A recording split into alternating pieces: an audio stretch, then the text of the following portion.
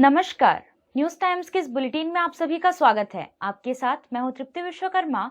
आइए खबरों का सिलसिला आप शुरू करते हैं।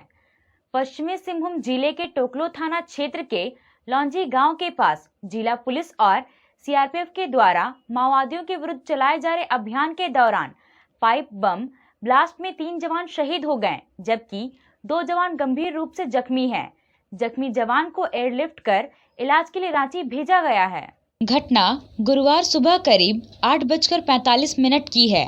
माओवादियों के खिलाफ लगातार झारखंड पुलिस बल और सीआरपीएफ जवान के द्वारा लौंजों के आसपास अभियान चलाया जा रहा था।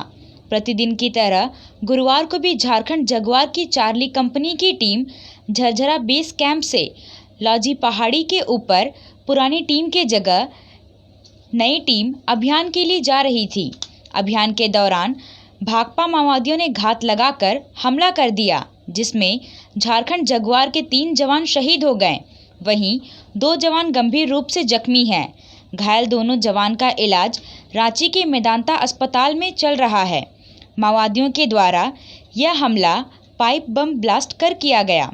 घटना के बाद सुरक्षा बलों ने उस पाइप को बरामद कर लिया है, जिसमें बम को ब्लास्ट किया गया है। इसके अलावा सरिया के छोटे छोटे टुकड़े भी बरामद किया गया है। शहीद हुए जवानों में गोड्डा जिला के देवेंद्र कुमार पंडित, पलामू जिला के हरद्वार साह और सिमडेगा जिला के किरण सुरिन शामिल हैं, जबकि दीप टोपनो और निक्की उरांव जख्मी हैं। घटना के बाद लौंजो पहाड़ी के पास सर्च अभियान जारी है। घटना को लेकर कोल्हान के डीआईजी राजीव रंजन ने कहा कि लौंजी पहाड़ी पर पहली बार सुरक्षा बलों ने नक्सलियों को खदेड़ने में सफलता हासिल की है, जिससे नक्सली बौखला गए हैं, जिसके कारण इस तरह का कायराना हरकत कर रहे हैं। इस तरह के हरकतों से सुरक्षा बलों को कोई फर्क नहीं पड़ेगा, जबकि और जोरदार तरीके से अभियान जारी है। घटना के बाद से डीआईजी राजीव रंजन, सीआरपीएफ के DIG Anshu Shukla, SP Ajay Linda, commandant Anand Jerai के अलावे सीआरपीएफ और झारखंड जगुआर जिला पुलिस बल लौंजी पहाड़ी और आसपास के गांव में सर्च अभियान चला रही है। बिल्कुल, ये पुलिस की और सीआरपीएफ की जो ज्वाइंट अभियान है, ये सतत जारी रहेगी। ये उग्रवादियों का कायराना हरकत है। बहुत दिनों के बाद हम लोगों ने लांजी को डोमिनेट किया है, तो उग्रवादी इससे बौखला गए हैं और ये कायराना हरकत किए हैं, लेकिन इससे पुलिस का मनोबल टूटने वाला नहीं है। पुलिस जो कदम आगे बढ़ाई है वो नक्सलियों की सफाई तक जारी रहेगा।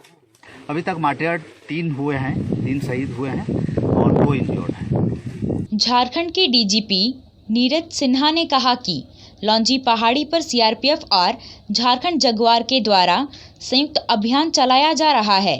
इसी अभियान को जारी रखने के लिए यह टीम जा रही थी, जिस दौरान यह घटना घटी, जिसमें 3 जवान शहीद हो गए और 2 जवान जख्मी हैं। उन्होंने कहा कि लैंड माइन और आईडी पुलिस अभियान को रोकने के लिए लगाया जाता है। बावजूद जवानों को हौसला में कोई भी कभी कमी नहीं आएगी। अभियान जारी है। चाईबासा में काफ़ी संख्या में रिकवरी हुई है। सूचना मिलते ही अभियान चलाया जाता है। झारखंड जगुआर के 3 कर्मी शहीद हुए हैं और 2 जख्मी हैं। सीआरपीएफ और झारखंड जगुआर का संयुक्त अभियान चल रहा है और लांजी पहाड़ के ऊपर पिछले कुछ दिनों से सीआरपीएफ और झारखंड जगुआर की टीम, संयुक्त टीम कैंप करके सर्च ऑपरेशन चला रही है। उस टीम की मदद करने के ये अतिरिक्त फोर्स जा रहा था, जिसमें उस पहाड़ पर चढ़ने के दौरान ये घटना, वो अनुसंधान का विषय है। ये जो लैंडमाइन है या आईडी है, ये लगाया ही जाता है कि अभियान के दौरान जो पुलिस मूवमेंट हो उसको रोका जाए। तो अभियान हमारा जारी है। उसी अभियान के तहत ये घटना हुई है। पिछले 5-6 दिन से लांजी पहाड़ के ऊपर सर्च ऑपरेशन चल रहा है, उसी की मदद करने जा रहा है। इलाके में पहले से लगा, इधर तो चाईबासा में काफ़ी पिछले 15-20 दिन से काफ़ी रिकवरीज हुई हैं आईडीज़ की लगातार। तो कई जगह जहाँ इन्फॉर्मेशन मिलता है वहाँ रिकवरी हो जाती है या उनको डिफ्यूज़ कर दिया जाता है। झारखंड के मुख्यमंत्री हेमंत सोरेन ने कहा कि यह घटना ज़्यादा समय तक चलने वाला नहीं है। वर्षों से जो मकड़ जाल है, आधिपत्य क्षेत्र है, उन जगहों पर पुलिस प्रशासन की कार्रवाई चल रही है। माओवादी बहुत जल्द ही मुख्य धारा में शामिल होने के लिए विवश होंगे। कई लोग आत्मसमर्पण कर रहे हैं। जो आत्मसमर्पण नहीं कर रहे हैं वे मुठभेड़ में मारे जा रहे हैं। उन्होंने घटना पर खेद जताते हुए शहीद जवानों को श्रद्धांजलि दी। सुबह 8 बजे के लगभग की ये घटना है। मुझे खबर मिली है एक जवान की मौत, बाकी लोग इलाजरत हैं। जंगलों में जो चल रहा है उसमें थोड़ा तेजी है और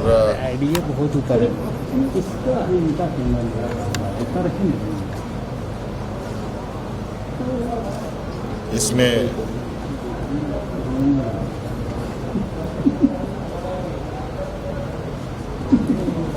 जो घटनाएं घट रही हैं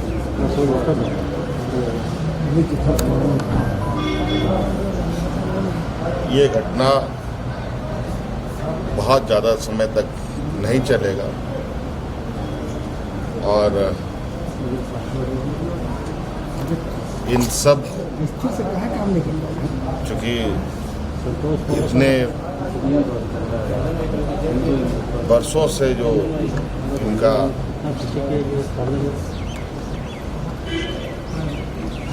मकड़ जाल है, इनका जो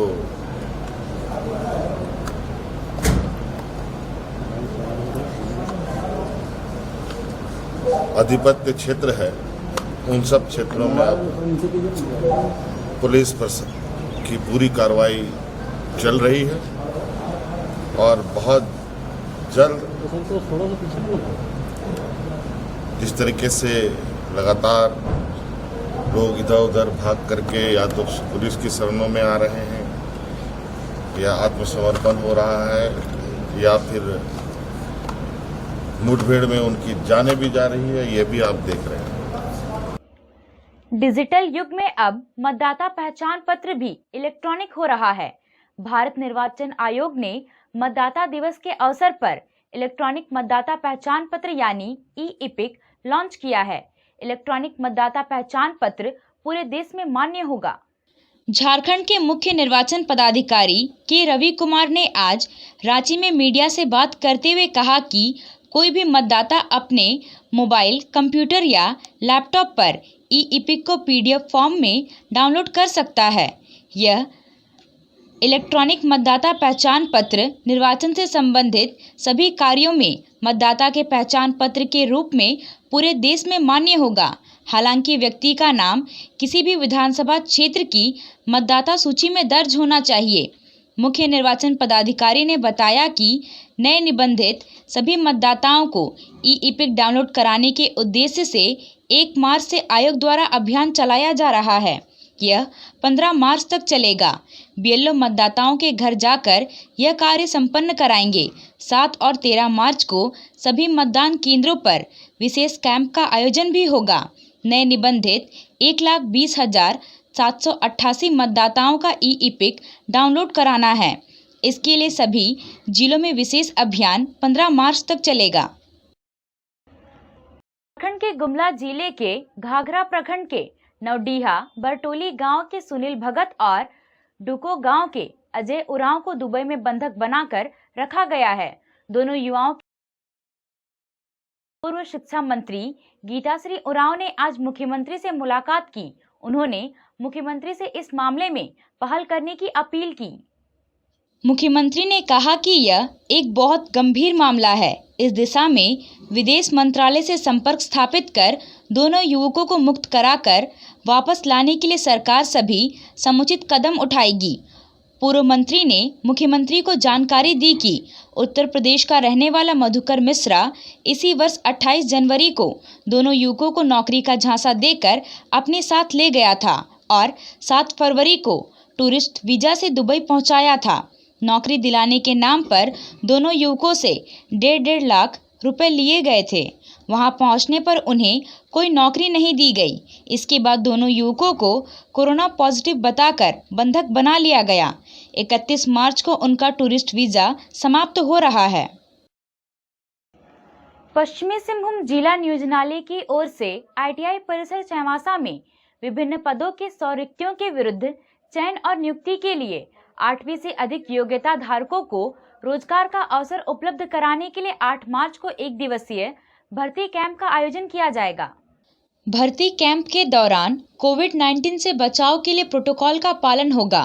भर्ती कैंप के बारे में जिला नियोजन पदाधिकारी ने बताया कि योग्य उम्मीदवार झारखंड के किसी भी नियोजनालय में ऑनलाइन निबंधन कराते हुए कैंप में निबंधन कार्ड, आधार कार्ड, बायोडाटा, सभी मूल प्रमाण पत्र और उसकी एक छाया प्रति पासपोर्ट साइज फोटो के साथ साक्षात्कार में शामिल हो सकते हैं।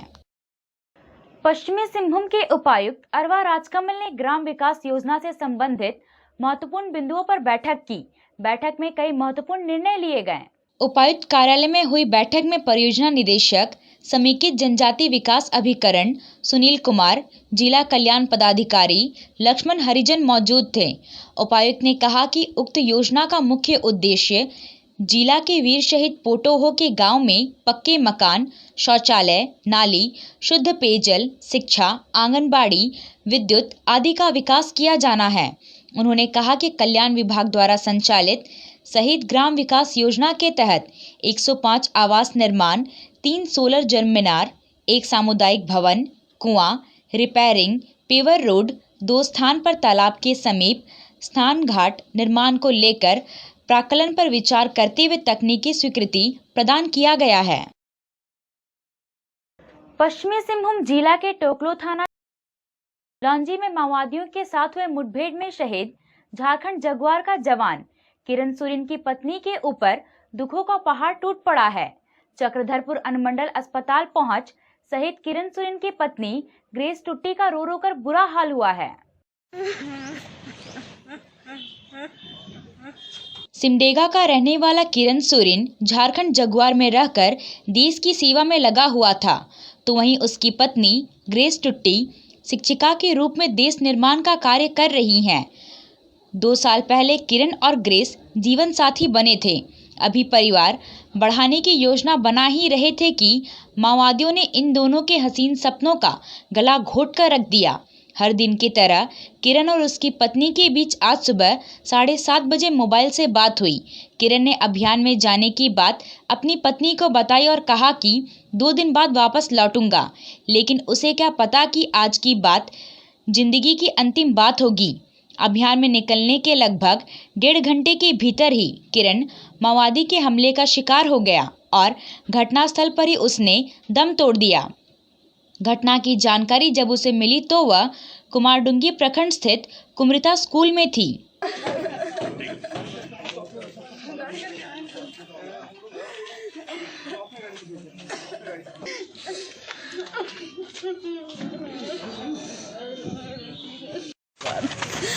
सात 7:30 के बीच अभी हम लोग अपने काम पर जा रहे हैं, 2 दिन बाद लौटेंगे।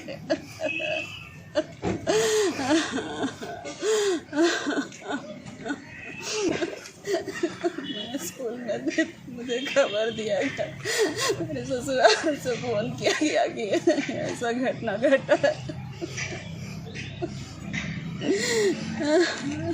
विधानसभा सत्र के दौरान तारांकित प्रश्न में विधायक दीपक बिरुआ ने किसानों की समस्या को उठाया। उन्होंने कहा कि किसानों के पास सिंचाई की असुविधा, संसाधनों की कमी और बेहाल मौसम की मार झेलते हुए भी यदि किसान धान उपजा लेते हैं, इसके बावजूद किसान को धान का उचित मूल्य नहीं मिल पाता है। विधायक के प्रश्न को मुख्यमंत्री हेमंत सोरेन ने गंभीरता से लेते हुए कहा कि जहां जरूरत होगी वहां धान क्रय केंद्र खोला जाएगा ताकि किसान भाइयों को धान बिक्री के लिए परेशानी नहीं हो। विधायक के सवाल पर खाद्य सार्वजनिक वितरण एवं उपभोक्ता मामले विभाग ने बताया कि अब किसान जागरूक हो गए हैं और एमएसपी का फायदा उठाने के लिए धान क्रय केंद्र में बेचना चाहते हैं, तो ऐसी स्थिति में अधिक केंद्रों को खोलने की आवश्यकता है। अभी के लिए बस इतना ही। कुछ और खबरों के साथ हम फिर हाजिर होंगे। तब तक न्यूज़ टाइम्स की पूरी टीम को दीजिए इजाजत। नमस्कार।